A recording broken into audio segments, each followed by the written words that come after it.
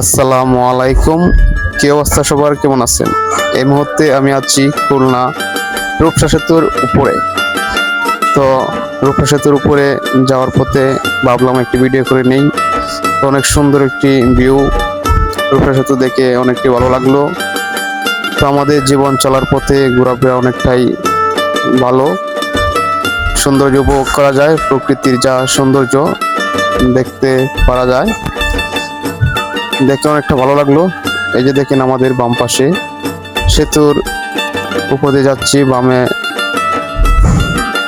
সেতুর মধ্যে ছোট ছোট লঞ্চ ট্রলার গুলো, সামনে শুধু গাছপালা, অনেক দূর পর্যন্ত দেখা যায়, প্রকৃতি অনেকটা ভিউ দেখে অনেকটা ভালো লাগলো।